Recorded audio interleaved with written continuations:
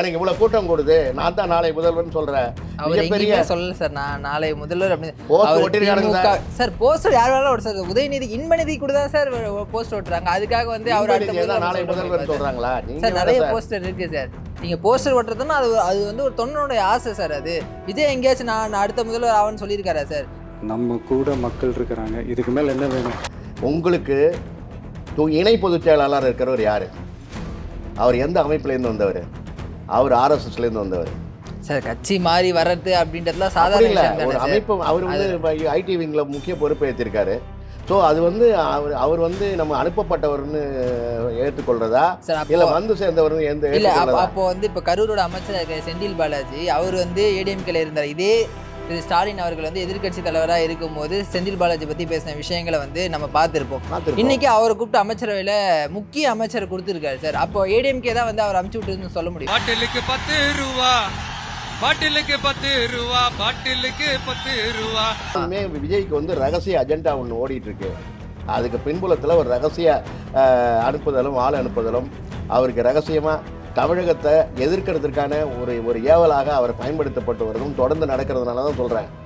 எதுக்காக நீங்க சொல்ற வாதம்னு வச்சுக்கலாம் சார். எதுக்காக வந்து பிஜேபி விஜய் பயன்படுத்தணும்? What bro, it's very wrong bro.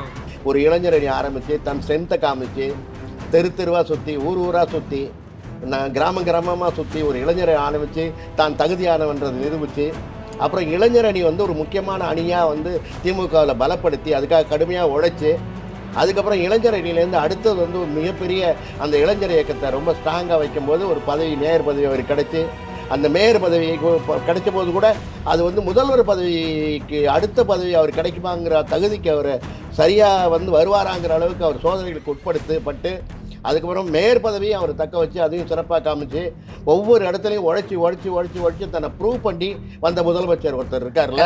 நீங்க சொல்றது அவ்வளோ உழைச்சி கட்சியினுடைய அடிமட்ட தொண்டராக இருந்து இன்னைக்கு முதல்வர் வந்திருக்காரு. ஆனா இன்னைக்கு துணை முதல்வராக இருக்கக்கூடிய உதயநிதி அவர்கள் இந்த மாதிரி வந்து எப்படி வந்திருக்காரு சார்? ஒரே எலெக்ஷன் தான் நின்னாரு. ஃபர்ஸ்ட் எலெக்ஷன் எம்எல்ஏ, அதுக்கப்புறம் மினிஸ்டர் கொடுத்தாங்க, அதுக்கப்புறம் துணை முதல்வர் கொடுத்தாங்க. அது எப்படி ஏற்பட்டதா இருக்கும்? சிரஞ்சீவிக்கு சார்மினார்லேருந்து ஆரம்பித்து ஹைதராபாத்தையும் சம்பிச்சு போகிற அளவுக்கு கூட்டம்.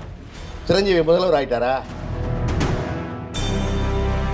எந்த விதமான அரசியல் சித்தாந்தம் இல்லாமல் எந்தெந்த கொள்கைகளும் இல்லாமல் திமுக எதிர்ப்பு மட்டுமே ஆயுதமாக வச்சுக்கிட்டு திமுக மட்டும் எதிர்க்கல சார். அவர் பிஜேபி தான் எதிர்க்காரு, அதிமுக தான் இன்னைக்கு வந்து குற்றம் சாட்டியிருக்காரு. பிஜேபி அதிமுக எதிர்க்கிற எதிர்ப்பெல்லாம் வேஸ்ட் தான். ஏன்னா ஆளுங்கட்சியா இருக்கக்கூடிய திமுக தான் சார். அப்ப திமுக தானே சார் எதிர்க்கணும். திமுக எதிர்க்கிறதுக்கான சரியான வாதங்களை வைக்கலையே சார். சார் அவர் வாக்குறுதி நிறைவேற்றல அப்படின்னு வந்து சொல்லிட்டுமா எல்லாமே போய் வாக்குறுதி நிறைவேற்றிட்டாங்களா சார்? வாக்குறுதிகள் இப்ப மக்கள் சந்தோஷமா இருக்காங்க. ஒன் பை ஒன்னா அவங்களால முடிந்த வரைக்கும் வாக்குறுதிகளை நிறைவேற்றுகிற அரசாங்கம். அடிப்படை வசதிகளே பல மாவட்டங்கள்ல இல்ல சார். என்னது அடிப்படை வசதிகள்? சாலை வசதி, குடிநீர் வசதி, அவங்களுக்கு தேவையான மருத்துவ உபகரணங்கள் எதுவுமே இல்ல சார். எல்லாம் ஒன்றிய செயலாளர்களும் மாவட்ட செயலாளர்கள்ட்ட சொல்லி இப்ப ஒவ்வொன்றா நடந்துட்டு இருக்கு. Election வரக்கிட்டே sir.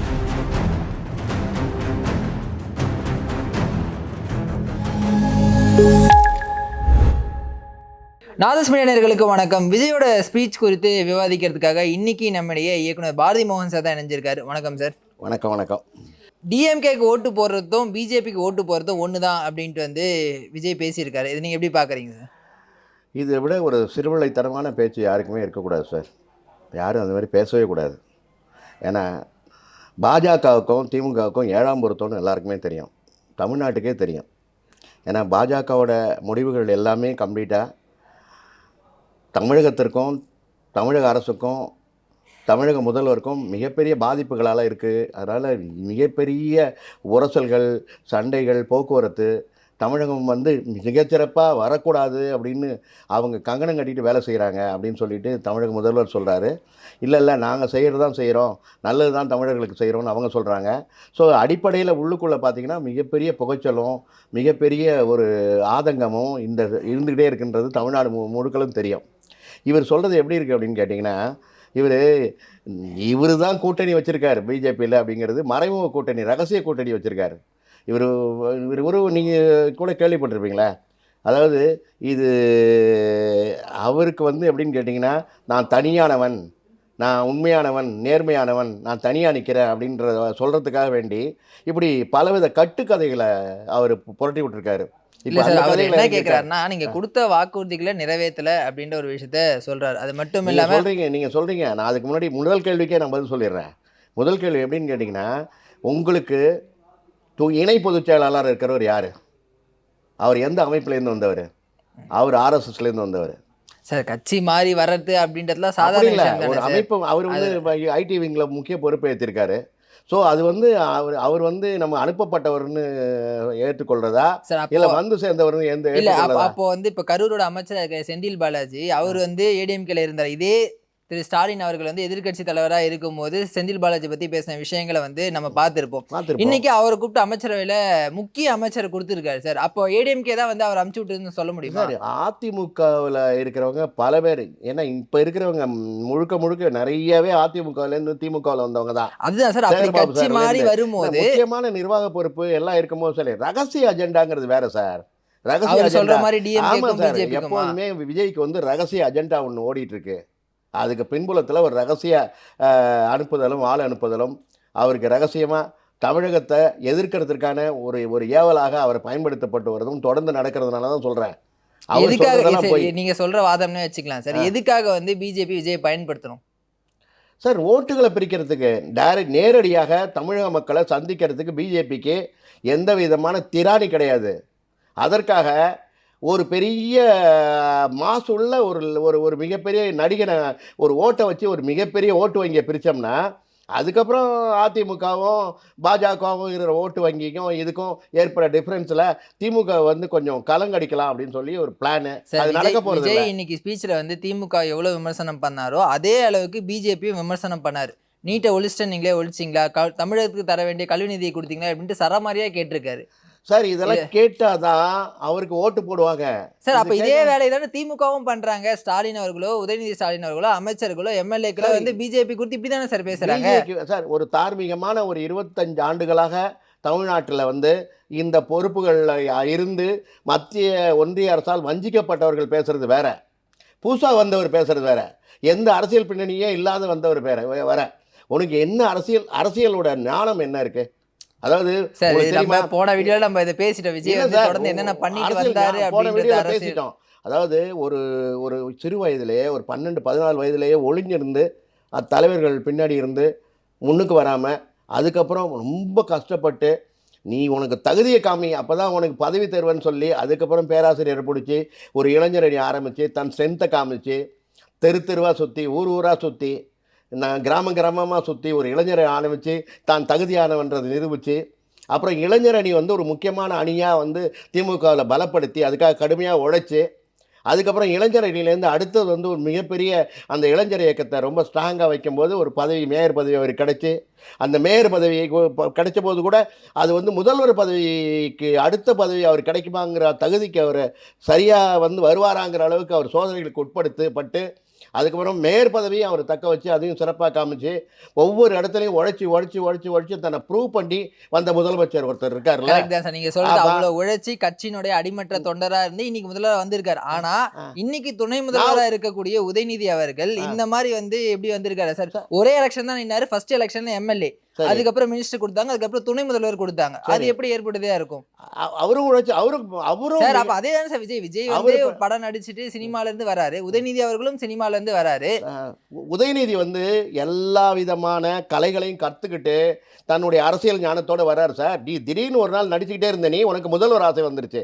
முதல்வர் அரசியல் பத்தி இப்ப பேசல சார். ஒன்னு சொல்லட்டுமா? அதாவது தன் கால்களுடைய வெளிச்சத்துல தான் ஒருத்தன் நடக்கணும். எவ்வளவு தூரம் ஒரு இருட்டில் நடக்கும்போது எவ்வளவு வெளிச்சம் வரும்? தன் கால்கள் வைக்கிற அளவுக்கு தான் வெளிச்சம் வரும். அதுக்காக தூரத்து வெளிச்சத்தை நம்ம வந்து நோக்கி நடக்க முடியாது. ஆனால் கால்களில் பாதையில சரியா நடந்தா கரெக்டா அந்த இடத்த ரீச் பண்ணி, பாதையில் சரியா நடக்கல, குறுக்கு வழி பாதை தானே. ஏன்னா எடுத்தோடனே முதல்வர்னு எப்படி சார் ஆட முடியும்? எடுத்தோடனே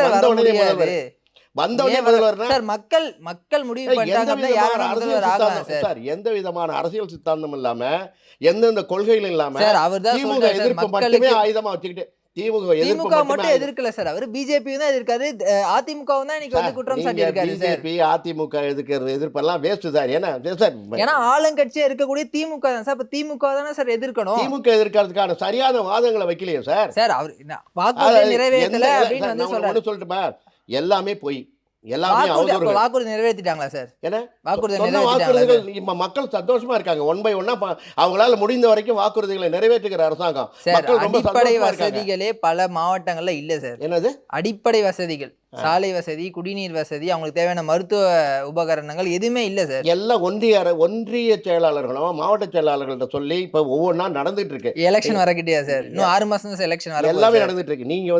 நீங்க சொல்றது எப்படின்னு கேட்டீங்கன்னா காழ்ப்புணர்ச்சி அரசியல் பேசுறீங்க. சார். கால் பிடிச்ச அவர் சொன்ன விஷயத்தை சார், அவர் சொன்ன எனக்கும் விஷயம் திமுக க்கு அவர் எந்த இதுவும் என்ன கிடையாது சார். அவர் வந்து சார் 10 கிராமத்துல ஒரு கிராமம் அப்படி இருக்குன்னா அதை சொல்றாரு அவர். ஏன்னா உங்களுக்கு தெரியாது, அவருக்கு சொல்ல வேண்டிய வாதத்துல வைக்க வேண்டிய விஷயங்கள் எல்லாமே பொய்யான வாதங்கள். இங்க வந்து தண்ணி வர்றதில்லைங்கிறாரு, இங்க வந்து கம்ப்ளீட்டா டோட்டலா மக்களுக்கு நல்லது நடக்கலைங்கிறாரு, கரண்ட் வரலங்கிறாரு. இது எல்லாத்துக்கும் அடிப்படை காரணம் தெரியாம ஒரு மாதிரி கம்ப்ளீட்டா அதாவது சார், எப்படின்னா இப்போ கிட்னி திருட்டு ஒரு விஷயத்த பேசினாரு சார் அவரு. கிட்னி திருட்டுன்ற ஒரு விஷயத்த பேசினாரு. திமுகவினுடைய எம்எல்ஏ அவருடைய ஹாஸ்பிட்டல் தான் இந்த ஒரு விஷயம் நடந்திருக்கு. இது எல்லாருக்குமே தெரியும், எல்லா ஊடகங்களிலுமே வந்துச்சு. அதுதான் சார் அவர் பேசியிருக்காரு. அன்றாடம் செய்திகளை வரக்கூடிய விஷயங்கள், அந்த மக்கள் பேசக்கூடிய விஷயங்கள். முதல்வரை பொறுத்த வரைக்கும் சொல்றாரு, அவர் என்ன தெரியுமா, அவர் மிகப்பெரிய கோபம் எதுக்கு எப்போ தெரியுமா வரும், தன்னுடைய கட்சிக்காரர்கள் தப்பு பண்ணும்போது முதல்வருக்கு வர்ற கோபம் மாதிரி யாருக்கும் வராது. அதெல்லாம் அவங்களால காப்பாற்ற முனையாது இந்த அரசு. நான் வந்து ப்ராக்டிக்கலாக நான் வந்து சப்போர்ட்டாக சொல்லலை, ப்ராக்டிக்கலாக சொல்கிறேன். எவன் தவறு செஞ்சாலும் எவன் கூண்டில் நிறுத்தப்படுவான், நெற்றிக்கண் காட்டிலும் குற்றம் குற்றமேன்னு அரசு மக்கள் மனசில் வெறுப்பு ஏற்படுற அளவுக்கு திமுககாரன் ஒருத்தன் ஏதாவது தவறு செஞ்சானா அவனை தண்டிக்க அவர் என்றைக்குமே தவறுறதில்லை. எங்கேயாவது மூலையில் ஒரு சின்ன தப்பை நோண்டி எவனோ எழுதி கொடுத்துட்றான் போல இருக்கு. சார், நான் என்ன சொல்கிறேன்னா, தப்பான வாதங்களை எப்போதும் வச்சு ஹெச் ராஜா ஒரு தடவை பேசினார், அதுக்கப்புறம் தமிழிசையம்மா பேசினாங்க, அவங்க காணா போயிட்டாங்க, ஹெச் ராஜா காணா போயிட்டாரு. அப்புறம் அண்ணாமலை வந்தார், தமிழகத்து மேலே தூற்றுன்னு தூற்றி அப்படியே வாரி இறைக்கிற மாதிரி புழுதி வாரி அரசியலை பொய்யான அரசியல் பேசினார், அவரும் காணா போயிட்டாரு. அதுக்கப்புறம் ஆளுநர் ரவி வந்தார், அவர் இது சரியில்லை அது சரியில்லை, மக்களுக்கு இது எல்லாமே பொய்யான பொய்யான விஷயம். அந்த பொய்யான விஷயம் ஒன்று சேர்ந்து இப்போ விஜய் வந்து இந்த ஓட்டுகளை வந்து கம்ப்ளீட்டாக திமுகவுக்கு அதனால எதுவும் நஷ்டம் இல்லை. உங்களுக்கு தெரியுமா, இதனால நஷ்டம் அடைய போகிறது பல. திமுகவுக்கு நஷ்டம் இல்லைன்னு சொல்றீங்க, அப்புறம் ஏன் விஜய்க்கு மட்டும் இவ்வளவு கெடுபிடி கொடுக்குறாங்க? கரூர்ல வந்து நேத்து மதியம் தான் பர்மிஷன் கொடுக்குறாங்க, அது ஏன் எடப்பாடி பழனிசாமிக்கு ஈஸியா பர்மிஷன் கிடைக்குது, அன்புமணிக்கு ஈஸியா பர்மிஷன் கிடைக்குது, அப்ப விஜய்க்கு வந்து விஜய் மேல திமுகவுக்கு பயம் இல்லை அப்படின்னா ஏன் வந்து இவ்வளவு கெடுபிடி கொடுக்கணும்? ஒரு விஷயம் சொல்லட்டுமா, ஒரு காலகட்டத்தில் ரஜினி சார் காரில் போயிட்டுருக்காரு, முக்கியமான ஒரு பல்லாவரத்துலேருந்து கம்ப்ளீட்டாக சென்னைக்கு போயிட்டுருக்காரு, மவுண்ட் ரோடை நோக்கி போயிட்டுருக்காரு. வழியில் என்னாச்சுன்னா ரஜினி சாரோட வண்டியை நிறுத்திட்டாங்க. நிறுத்தின பிறகு என்ன ஏதுன்னு ரஜினி சார் கேட்குறாரு.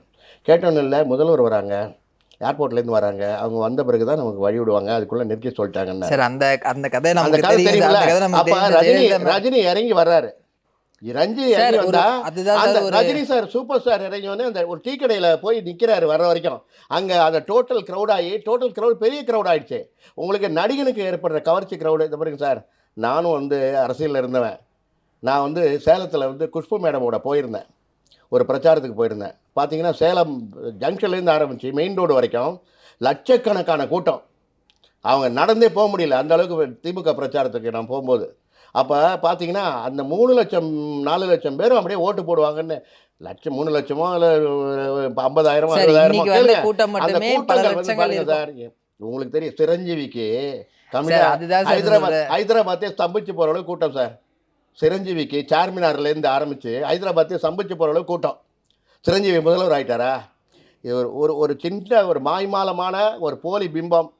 அதாவது ஒரு மிகப்பெரிய ஒரு திமுக எதிர்ப்புன்ற ஒரு ஆயுதத்தை மட்டும் வச்சுக்கிட்டு எந்தவித அரசியல் திமுக எதிர்ப்புன்ற ஒரே ஆயுதத்தை வச்சுதான் அதிமுக வந்து ஆட்சி அமைச்சிருக்காங்க. எம்ஜிஆர் அவர்களும் சரி, ஜெயலலிதா அவர்களும் சரி, இன்னைக்கு இருக்கக்கூடிய எடப்பாடி அவர்களும் சரி, திமுக எதிர்ப்புன்ற ஒரே பிரதான யானை மோதலாம் சார்.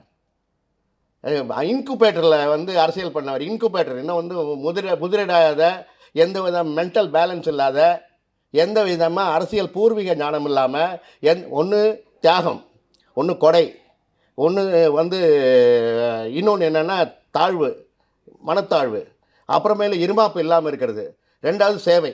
இது நீங்க அஞ்சுமே சொல்ற இல்லை, எல்லாமே அவர் பண்ணியிருக்காரு சார். அஞ்சுமே இல்லை. அதெல்லாம் படத்துல தான் சார் பண்ணுவாரு. நீங்க வேற என்ன, அவர் மாநாட்டில் சார் சேவைன்னு சொன்னீங்க. அவர் மாநாட்டில் 3 பேர் இறந்துருக்காங்க. காளீஸ்வரன் இறந்துருக்கான், அதுக்கப்புறம் இன்னும் ஒருத்தர் வந்து நடக்கும்போது இறந்துருக்காரு, அதுக்கப்புறம் ஒருத்தர் மாநாட்டில் இறந்துருக்காரு. இந்த 3 பேருக்கும் என்ன பண்ணியிருக்காரு? அவங்க குடும்பங்களுக்கு என்னன்னு ஒரு இது லிஸ்ட் கொடுங்க. அதுக்கான உதவிகள் பண்ணியிருப்பாங்க. உதவி என்ன பண்ணியிருக்காங்க சொல்லுங்க. மேபி வெளி உலகத்துக்கு தெரியாம கூட இருக்கலாம் சார், பண்ணியிருக்கலாம். அஜித்துக்கு மட்டும் 10 லட்சம் கொண்டு போய் கொடுத்துட்டு வந்தார். ஏன்னா அது பொது வழியில் அவர் பண்ணுற கொடை தெரியணுன்றதுக்காக. எல்லாமே ஒரு ட்ராமா சார். அதாவது ஒரு ஒரு ஒரு மாய பிம்பமாக ட்ராமாவாகி தான் வந்து முதல்வர் எடுத்தோடனே முதல்வர்னு எவனுமே சொல்கிறேன் சார், நான் மக்களுக்கு சேவை செய்வேன், மக்கள் பார்த்து என்னை தேர்ந்தெடுத்து மக்களுக்கு தலைவனாக வரணும்னு சொல்லாமல் நான் முதல்வர் ஆகணும் ஒருத்தர் வரான்னா அந்த இருமாப்பு இருக்குல்ல சார், அது அந்த இருமாப்புங்கிறது என்ன தெரியுமா? மன கர்வத்தில் வர்றது, தாழ்மையில் வர்றதில்லை சார். அரசியல் வாழ்க்கை எப்படி தெரியுங்களா? ஒரு நைட்டில் காணாம போயிடும், ஒரு இரவில் மாறி போயிடும். சத்தாம் ஹுசைன்லாம் திமுகவுக்கும் பொருந்தும்ல சார். திமுக தெரிஞ்சுதானே 65 ஆண்டு கால அரசியல் பண்ணிட்டு இருக்காங்களே. நாளைக்கு நம்முடைய அரசை டிசால்வ் பண்ண போறாங்கன்னு முதல் நாளே கலைஞர் அவர்களுக்கு தெரியும் சார். நம்ம வரமாட்டோம், ஏதோ அரசியல் சதியில் நம்ம கூட்டணியை பிரிச்சுட்டாங்கன்னு சொல்லி தளபதி முதல்வருக்கு போன எலெக்ஷனுக்கு முந்தின எலெக்ஷனுக்கு தெரியும் சார். அதுக்கான தயார் பண்ணிட்டு அதுக்கான ப்ரிப்பரேஷன் அடுத்தது எடுத்தாங்க. இதுமாரி கூட்டணி அமைச்சு, தனி கூட்டணி அமைச்சு நம்ம ஓட்டுகளை பிரித்து தனியாக பண்ணிட்டாங்கன்னு சொல்லிட்டு அதுக்கான ப்ரிப்பரேஷன் எடுத்தாங்க. இந்த அரசியல் ஞானம் எதுவுமே இல்லாமல் எனக்கு இவ்வளோ கூட்டம் கொடுது, நான் தான் நாளை முதல்வர்னு சொல்கிறேன். மிகப்பெரிய சொல்லல சார், நான் நாளை முதல்வர் அப்படின்னு சார். போஸ்டர் யார் வேணாலும் ஓட்டு சார். உதயநிதி இன்பநிதி கூட தான் சார் போஸ்ட் ஓட்டுறாங்க. அதுக்காக வந்து அவர் நாளை முதல்வர் சொல்கிறாங்களா? சார் நிறைய போஸ்டர் இருக்கு சார். நீங்கள் போஸ்டர் ஓட்டுறதுன்னா அது வந்து ஒரு தொண்டனுடைய ஆசை சார். அது விஜய் எங்கேயாச்சும் நான் அடுத்த முதல்வர் ஆவன்னு சொல்லியிருக்காரா சார்? நம்ம ஆட்சி அமையும், நம்ம வந்து திமுகவை அகற்றுவோம் தான் சொல்லியிருக்காரு தவிர உதயநிதி நான் முதல்வர் ஆவன்னு அவர் சொன்னதே இல்லை சார். உதயநிதி எல்லா விதமான பிரயாணங்களும் போறார். இந்த சனிக்கிழமை பிரயாணம் கிடையாது அவருக்கு சார். அதுக்கு தான் விளக்கம் கொடுத்துட்டாரே சார். அதான் சொல்றேன்னா, இப்ப நான் வந்து மக்களுக்கு டிஸ்டர்பன்ஸ் இல்லாம சனிக்கிழமைங்கிறது நம்ம சார் அந்த ஒரு சனிக்கிழமை பேசுற பேச்சுக்கு அடுத்த ஒரு வாரம் வரைக்கும் திமுகவினர் வந்து அது நான் சொல்ல வேணாம் சார். திமுக பொறுத்த வரைக்கும் இவருக்கு விளக்கம் கொண்டு கொடுக்க வேண்டிய அவசியமே இல்லை. ஏன்னா திமுக வந்து திமுக மேக்சிமம் இவரை பற்றி பேச வேண்டிய அவசியம் இல்லை. ஒன்றும் அவதூறு பேசுகிறவங்களுக்கு பதில் சொல்லி ஆகணும். அதுவும் அமைச்சர்கள் யாரும் சொல்லலை.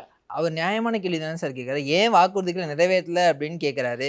அதே மாதிரி வெளிநாட்டு முதலீடு கொடுத்து வெள்ளை அறிக்கை கேட்குறாரு. அது நியாயமான கேள்வி தான் சார். அரசு பிரதிநிதின்றவங்க யார் கேள்வி கேட்டாலும் அவங்க பதில் சொல்ல வேண்டியதான் சார் அவங்களோட கடமை. இல்லை சார், இப்போ வெளிநாட்டு முதலீடுங்கிறது வந்து பட்டவர்த்தமான வெளிப்படையான ஐஏஎஸ் அதிகாரிகள் வந்து இவ்வளோ நடந்திருக்கு, இவ்வளோ முதலீடு ஆகிருக்கு அப்படின்னு சொல்கிறாங்க. அதை வந்து நம்ம வந்து போஸ்ட் அடித்து ஒட்ட முடியுமா? ரெண்டாவது, தமிழகத்தில் ஏற்படுகின்ற இப்போது இன்ஸ்டண்ட்டாக ஏதோ நடக்குது. நான் முதல்வன் திட்டத்திலேருந்து, மகளிர் திட்டத்திலேருந்து இப்போ 5000 கொடுக்க போகிறாங்க. இதை இப்போ பொங்கல் கொடுக்க போகிறாங்க. இதுமாரி உன் வாயில் வந்து திட்டங்களை நீ வந்து சொல்ல முடியுமா எங்கேயாவது? உன்னால் அவரும் சொல்கிறார், நீங்கள் வந்து சும்மா உங்கள் இஷ்டத்துக்கு அடிச்சு விட்றீங்க வாக்குறுதி எல்லாம். இல்லை, நாங்கள் அப்படி பண்ண மாட்டோம், செய்வதை சொல்லுவோம், சொன்னதை செய்வோம்னு இது வரைக்கும் சொல்லியிருக்காங்க சார். இது வரைக்கும் வந்து பல வாக்குறுதிகள் நிறைவேற்றாரு சார். மக்கள் வந்து அவங்க ஏமாளி இல்லை. மக்கள் வந்து மேக்சிமம் திமுக அதிருப்தியாளர்கள் இருக்காங்க. திமுக எதிர்ப்பாளர்கள் யாரும் கிடையாது. அதிருப்தியாளர்கள் வேறு, எதிர்ப்பாளர்கள் வேறு. நீங்கள் என்ன பண்ணுறீங்க? அதிருப்தியாளர்களை வச்சு அவங்களுடைய ஸ்டேட்மெண்ட்டை வாங்கி நீங்கள் சொல்கிறீங்க. எல்லா இடத்துலையுமே எதிர்மறையான ஆட்கள் நிறையா இருப்பாங்க சார். இப்போ இதனால் பாதிப்பு யாருக்கு ஏற்படும்? அதிமுகவுக்கு தான் பாதிப்பு. திமுக மீது வந்து மக்கள் நம்பிக்கை இழந்துட்டாங்க அப்படின்னு வந்து சொல்லிட்டார் சார். 2 பேர் கூட தான் போட்டின்னு சொல்லியிருக்காரு, திமுக தாவேகா. அதுதான் சார், அதிமுக மேலே நம்பிக்கை இழந்துட்டாருன்னு சொல்கிறாங்கல்ல, அதை பற்றி திமுக கவலைப்படலை. அந்த களத்தில் யார் திமுக டிவிக்கே பற்றி தான் சார் கவலைப்பட்டிருக்காங்க. அவங்க அதிமுக பற்றி கவலைப்பட்டு ரொம்ப தாவேகா பற்றி கவலைப்படல. தாவேகாவோட பேச்சு, விஜயோட பேச்சு இருக்குல்ல, அவதூறு பேச்சு, அதை பற்றி தான் பேசுறாங்களோ. திமுகல இருக்கக்கூடிய பேச்சாளர்கள் தான் விஜய் பத்தி அவதூறா பேசுறாங்க. விஜய் எங்கேயுமே வந்து யாரை பத்தியுமே அவதூறா பேசினதே இல்லை. திமுக ஆட்சியை பத்தி அவதூறா பேசுறாரு சார். மக்கள் படுற கஷ்டத்தை தானே சார் அவர் சொல்றாரு. அவர் எங்க சார் வந்து அவதூறா பேச? இந்த வாக்குறுதி கொடுத்தீங்க, ஏன் நிறைவேற்றலன்னு கேட்கறாரு. உங்களோட எம்எல்ஏட ஹாஸ்பிட்டல்ல கிட்னி திட்டு நடந்திருக்கு, இதுக்கு ஏன் இன்னொன்று வந்து நடவடிக்கை எடுக்கல அப்படின்னு கேட்கிறாரு. நன்மைகள் நடந்திருக்கு, எங்க மூலையில 2 தப்பு. அவருக்கு இது மாரி தோண்டி எடுத்து ஏதாவது கெட்ட விஷயங்களை சொல்லி கொடுக்கறதுக்குன்னு ஒரு ஆள் பின்னாடி இருக்காங்க சார். நீங்க நாட்டுக்குள்ள இப்ப நடக்கிற நன்மைகள்ல நான் வந்தா என்ன நன்மைகள் பண்ணி தருவேன்? நீங்க பண்ண நன்மைகளால சொல்லிட்டாரு, இந்த நன்மைகள்னால ஜனங்களுக்கு ஏற்பட்டிருக்கா, நல்லதா இல்லையா? மக்களுக்கு இப்போ ஒரு ஒரு மகளிருக்கு இலவச பஸ் பாஸ், இது தப்பான இதுன்னு சொல்லுங்க. 1000 ரூபா பண உதவி, இது தப்பாதுன்னு சொல்லுங்க. நல்ல திட்டங்கள் சரியில்லைன்னு நீங்கள் சொல்லுங்க. அவர் நல்ல திட்டங்கள் சரின்னு எங்கேயுமே சொல்லலை சார். பின்ன கொடுத்த அது- வாக்குறுதியை அது- அது நிறைவேற்றலைன்னு சொல்ல தான் கேட்கிறாரு. தெரியலன்றதுனால தான் இது மாதிரி வந்து ஏதோ எங்கெங்க மூலையில் நடக்கிறத வச்சுட்டு மடைமாற்று பண்ணுறாரு. மடைமாற்று அரசியல், பொய்யான அரசியல், உண்மையில்லாத அரசியல். அவர் தன் வளர்றதுக்காக ஏற்கனவே வந்து அள்ளி தூற்றி திமுகவை மோசமாக பேசினாதான் நமக்கு அது அவருக்கு என்ன தெரியுமா, அந்த அளவுக்கு ஒரு பின்புலத்தில் அவருக்கு கொஞ்சம் சப்போர்ட் இருக்குது. இது எப்போதுமே என்ன தெரியுங்களா, இந்த சப்போர்ட் வந்து அவராக வந்து பேசுகிற சப்போர்ட் இல்லை. ஒவ்வொரு காலகட்டத்தில் ஒவ்வொருத்தவங்க பேசுனாங்க, அவங்கெல்லாம் யார் பின்புலத்தில் பேசுனாங்கன்னு தெரியும். அந்த பின்புலத்தில் தான் இவர் பேசுகிறாரு. அவர் நேரடியான சப்போர்ட்டெல்லாம் அவருக்கு கிடையாது.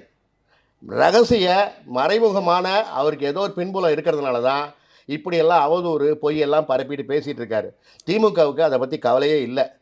சரிங்க சார், நம்ம வர தேர்தலில் பார்ப்போம். மக்கள் தான் முடிவு பண்ண போகிறாங்க. விஜய் அவர்களை ஏற்கனமா வேணாமா அப்படின்றத மக்கள் தன்னுடைய வாக்கு மூலமா காட்டுவாங்க. இது ஒன்றும் சாம்ராஜ்யம் இல்லை சார். ஓட்டு போட்டு மக்களை தேர்ந்தெடுத்தவங்க தான் தலைவராக முடியும்.